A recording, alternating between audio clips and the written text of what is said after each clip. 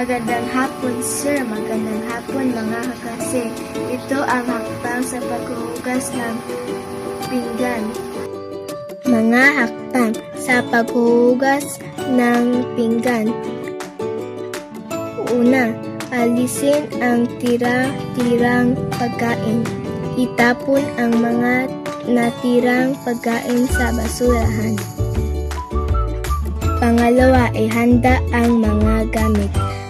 Maghanda ng tubig, sabon sa pinggan at espongha o panlinis.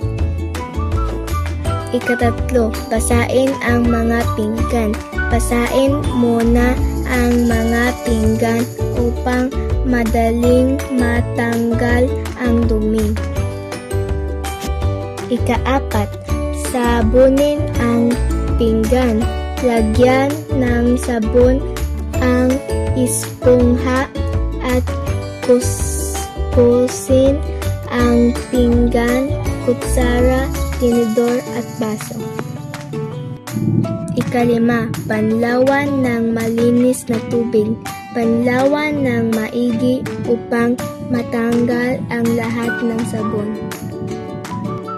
Ika-anim, patuloyin o patuyuin. Ilagay sa patuluan o punasan ng malinis na basahan. Ikapito, ayusin ang mga pinggan. Ilagay sa tamang lalagyan kapag tuyo na.